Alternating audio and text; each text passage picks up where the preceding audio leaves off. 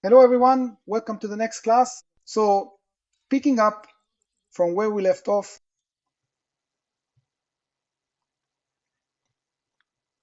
let's continue our exercises so that you can get to know, if you don't already, other commands that will be very useful for you to start working with Oracle on Linux. So the idea here is for us to create a text file inside the current directory.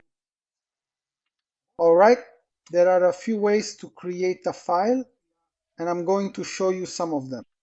You can use an editor that already comes installed here on Oracle Linux. So there are editors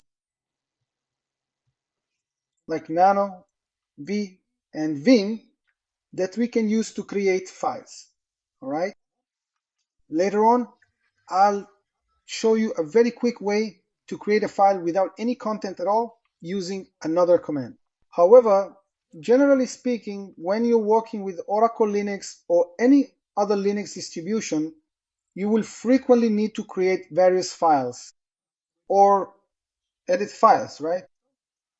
So I like to work with Nano because I think it has some interesting features, but a lot of people use Vim, which is pretty much the same thing. So for example, if you want to create a new file within the current working directory or indeed in any other specified directory, one very common and straightforward way to accomplish that particular task is by effectively utilizing the Nano text editor. So the use of sudo here is entirely optional, especially since we are already operating as the root user. But it wouldn't be a problem either, right? Leaving sudo here in front of the Nano editor, and then I'm going to create this file here called text.txt. But you don't need to. On Linux, I don't need to use extensions, right? But you could use them too.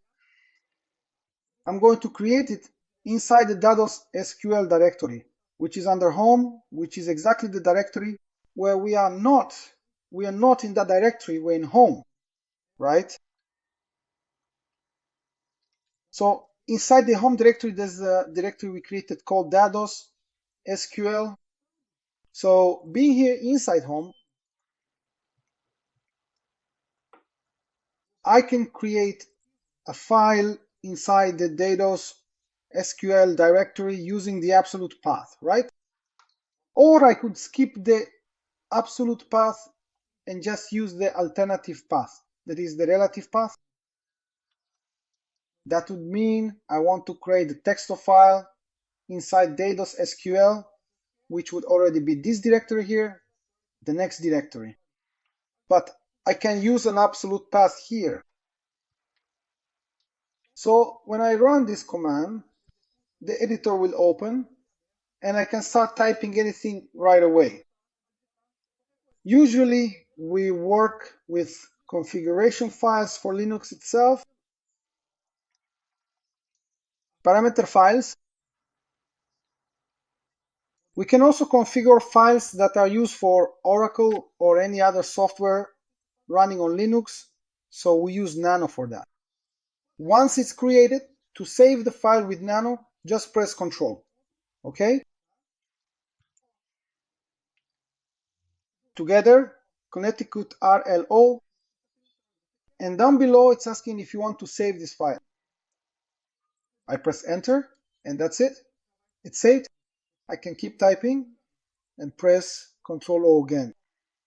And I press Enter, and it keeps saving. To exit, just press Ctrl X. That's it. Okay? So the file was created inside this directory. If we go into this directory, cd dados SQL and run an ls, the file is in there. Okay? If you want to check the contents of the file without having to open it with Nano, you could run this command here, sudo nano. Here's the file. If you want to exit without saving anything, just press Ctrl X If you want to view the contents of a file without necessarily opening it in an editor, you can use the cat command, okay? With the cat command, Linux shows the contents of files. This command is also widely used. Okay? If you want to create another file, for example, you could use the VI editor or Vim. So here, I'm going to run the same command, but this time I'll change nano to VI and create another file called text2. Okay? So I'm going to execute it. All right, and here, to enter any information, you have to press AA. Notice that down here it entered insert mode, and now you can type. Okay? If you want to exit, for example, to save, you have to press ESC, the ESC key that's on the left side of your keyboard. And notice that the insert disappeared here, and now you have to use some keyboard commands, for example, for VI to perform an operation. So you would need to type a colon. Now, you have to find the colon on your keyboard. You'll be able to find the colon. If I want, for example, just to save, I would type W. If I want to exit without saving, which is Q for quit, not W for write, right? If I want to save and exit, I type WQ. All right, done, you've exited. You've exited, saving. Okay, if I want to see the content of what I typed, I'll use cat followed by the name of the saved file. Some people like to work with VI. I prefer to work with Nano, but there are people who like to use VI, a lot of people actually. If you want to delete files from a folder, we saw how to delete directories in the last class. If I want to delete files, it's a different command, but similar, but the command now is rm. So for example here, let's take a look at the files that exist in this directory. We want two files in this directory. See, could you also run this command here? It won't find it because I'm running lsw_sql. It's looking for the .sql directory inside the current directory. I'm already inside WSQL. That's why I'm getting an error here. To run this command, I would have to go back one directory, right? Now there's a DDoS SQL. Then I would be able to run this ls-DDoS SQL, okay? It's a relative path. I can run the ls command to check the contents using the absolute path. I want to check all the files that are inside the directory, DDoS SQL, right? Which is inside home and root. So I would have to use the absolute path. Okay, and what if I want to delete the file, for example? There's the file texto, which is inside the DDoS SQL directory. Where are we? We're in home, and inside home there's the DDoS SQL directory, so I could do it here. Look, use the rm command, which is the command that removes files using the relative path, right? You wouldn't need to use the absolute path. The full command would be rm home DDoS SQL, because I'm already in the directory that's the parent of the DDoS SQL directory, which in this case is the home directory. So here, look, it's asking you when I perform this operation and I don't use an option, which we'll see is the F option. It will ask you file by file if you want to delete it. It's an extra safety measure. But if there were 1,000 files here that you wanted to delete in this directory, it would ask you 1,000 times. Okay, it's asking, do you want to remove it? Okay, I'll definitively say no to that.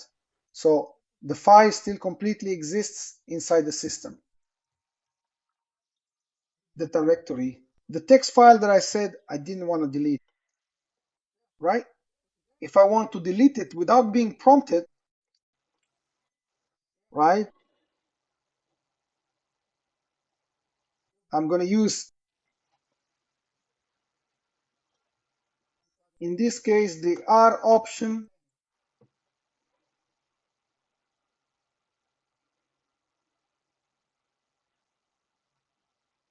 So I think I even wrote it wrong here. If you want, here, Linux will keep asking. No, here, if you don't want it to ask, look at this. Let's confirm here. Minus R.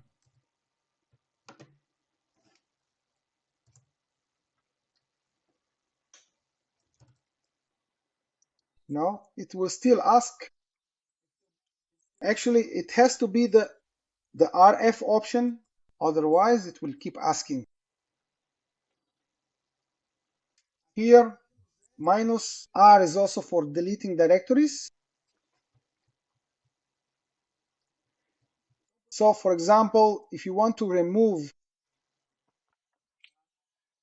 an entire existing directory at once, in this case here, datos, SQL, and all the files inside it, you will use rm rf.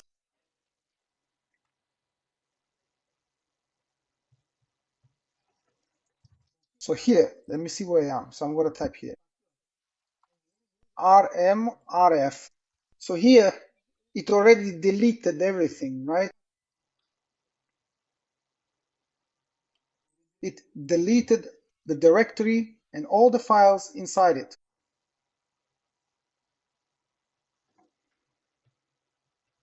Perfect. Let me create the directory here again.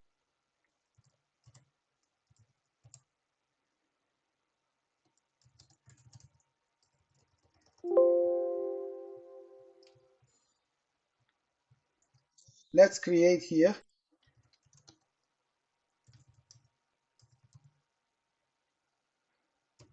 a file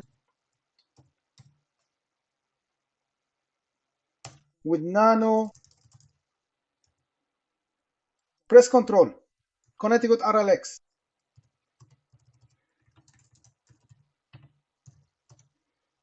The file exists. I'll go back to the previous director. I'll give rn minus r minus r SQL data.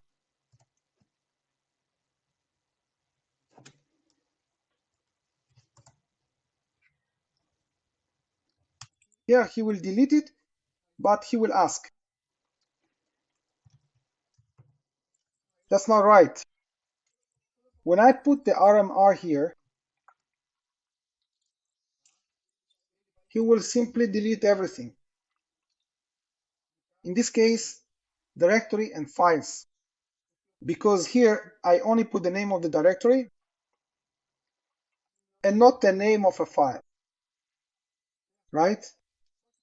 But when I use R, it will ask if you're sure you want to delete the directory and all the files. When I use rmrf and specify the directory, it doesn't ask you anything. It just deletes the directory and deletes it. All the files that are inside it, right? So here,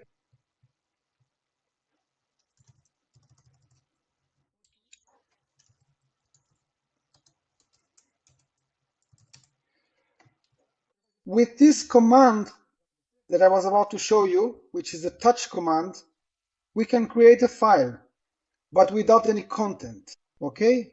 So for example, if I run a command here, rntt, it will simply remove the file, all right? So rm can delete directories and files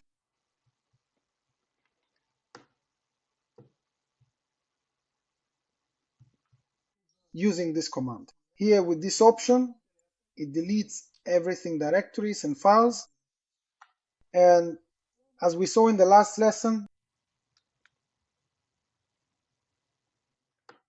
I can also delete directories here in this particular case. Using the rmdir command here is exclusively for directories, but I can readily use the more general rm command to delete various files by default. All right? Then, so if I were to use the rm command here, let me just undo that action, look closely at what I have done right here. If I type rm and then the name of a specific file, by default, it will always ask you if you truly want to delete that particular file. You could enter a full path with rm slash and the file name. It will delete that file. If I use rm minus rf tt, and it will delete the files without asking anything.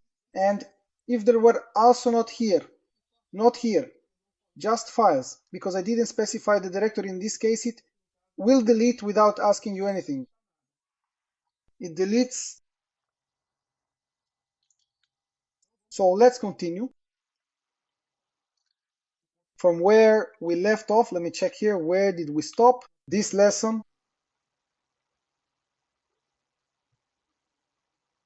we got up to here. I'm going to pause here. In the next lesson, we'll come back to talk about the directory structures, which are standard in Linux in general. Not just in Oracle Linux, this directory structure is standard. And what each of these directories contains, what the purpose of these directories is, okay?